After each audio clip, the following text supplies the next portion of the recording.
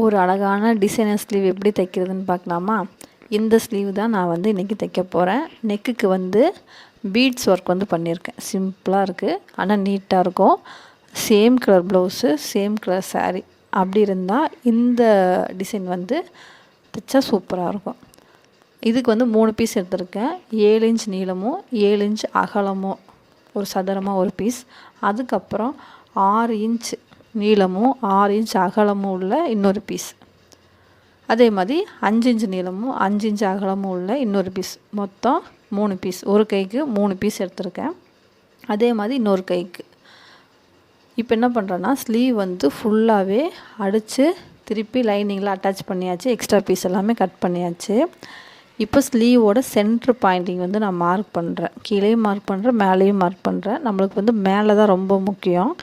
Design வந்து மேல் பக்கமாக தான் வைக்க போகிறேன். கீழே வந்து எந்த டிசைனும் இல்லை. நான் வந்து லேஸ் கொடுத்து முடிச்சிடலான்னு பார்த்தேன். இந்த காப்பர் கலர் மாதிரி இருக்குது, லைட் காப்பர் மாதிரி இருக்குது. லேஸ் வந்து கிடைக்கல. அதனால் கீழே வந்து லேஸ் வந்து அட்டாச் பண்ணல. உங்கள்கிட்ட லேஸ் இருந்தாலும் வச்சா ரொம்ப நீட்டாக இருக்கும். இப்போ மேலே சென்ட்ரு பார்த்து மார்க் பண்ணிவிட்டு அந்த சென்ட்ரு லைனோட ஹைட் வந்து 3.5 இன்ச் மார்க் பண்ணுறேன். தையலுக்கும் சேர்த்து தான். இது ஃபஸ்ட்டு நான் எடுத்தேன்ல, 7 இன்ச் நீளமும் 7 இன்ச் அகலமும், அந்த பிட்டோட ஒரு பதி அளவு தான் அது. என்ன அப்படின்னா, இப்படி மடக்கும்போது அது வந்து ஒரு 3.5 இன்ச் தான் வரும். 7ல் பாதி 3 அதான் வரும். கரெக்டாக இருக்கும். உங்களுக்கு வந்து 4 இதே மாதிரி 4 பீஸ் வைக்க போகிறீங்கன்னா 8 எடுத்திங்கன்னா இந்த மார்க்கிங் வந்து 4 இன்ச் பண்ணிக்கோங்க. 3 வச்சிங்கன்னா 7 இன்ச்சு கரெக்டாக இருக்கும். 8க்கு 8 எடுத்திங்கன்னா 4 இன்ச் மார்க் பண்ணணும். அதை மட்டும் கவனமாக எடுத்துக்கோங்க. இப்போது இந்த 3 பீஸையும் ஒன்றா சமோசா மாதிரி மடிக்கிறேன். மடித்து கீழே வந்து ஒரு 1/2 இன்ச் போல் விட்டு தையல் போடுறேன்.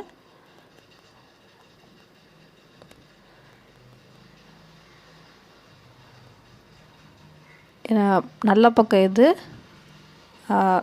ராங் சைடு எது, ரைட் சைடு எதுன்னு பார்த்துட்டு தைச்சிக்கோங்க. ஏன்னா இது ஒரு மாதிரி சேமாக இருக்குது 2 பக்கமே. அதனால தான் பார்த்து தைக்க வேண்டியதாக இருக்குது.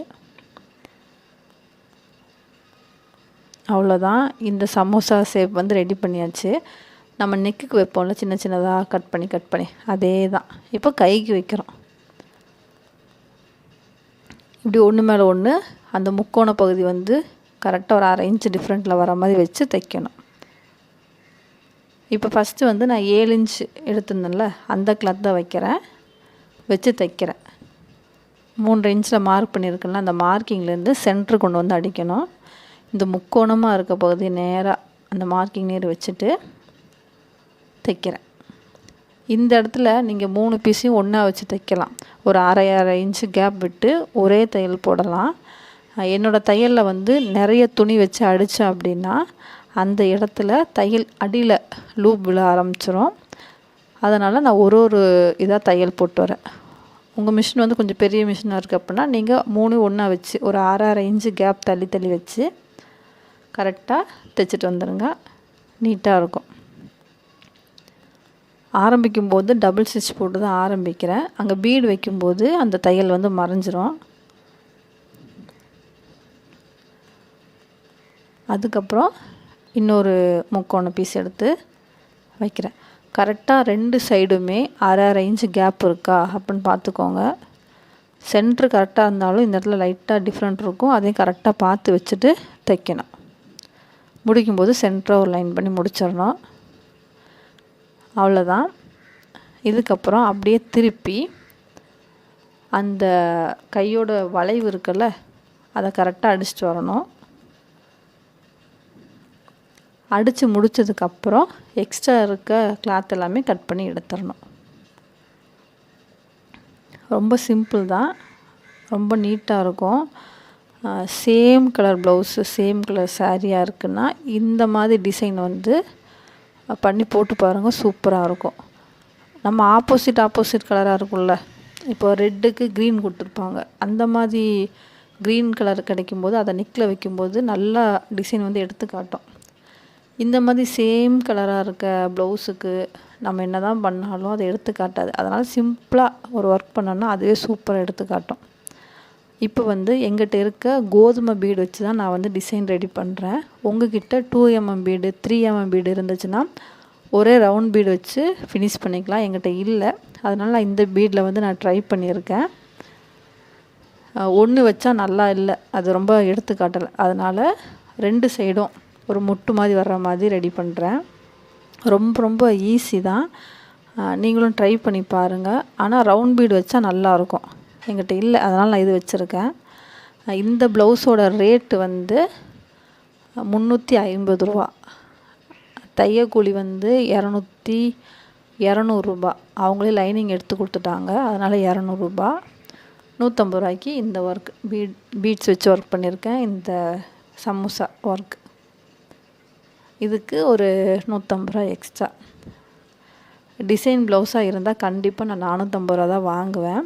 இந்த பொண்ணு வந்து ரொம்ப தெரிஞ்ச பொண்ணு, ரொம்ப க்ளோஸாக இருக்க பொண்ணு. சொல்லிட்டாங்க என்கிட்ட, அக்கா 350 ரூபா தான் இருக்குது, அதுக்குள்ளே தான் தைக்கணும், அதுக்கு மேலே தைச்சிங்கன்னா நான் தரமாட்டேன், அதுக்கு மேலே அமௌண்ட் சொன்னிங்கன்னா நான் தரமாட்டேன்ட்டாங்க. அதனால் இந்த ரேட்டில் தான் தைக்கிறேன். நீங்கள் எவ்வளோக்கு இந்த ப்ளவுஸ் வந்து தைச்சி கொடுக்கலான்னு சொல்லி கமெண்ட் பண்ணுங்கள்.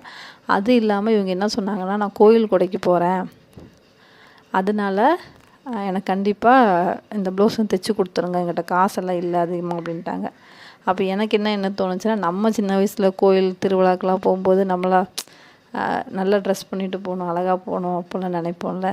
எனக்கு இப்போ போகிறதுக்கு வாய்ப்பு இல்லை, சின்ன வயசில் போனது. இப்போ வீட்டுக்கார சைடில் வந்து அக்டோபர் மாதம் வருது, அதுக்கும் போகிறேன்னு என்னன்னு தெரில. பாப்பா கை குழந்தையா இருப்பா, தூக்கிட்டு எப்படி போகிறதுன்னு தெரியல.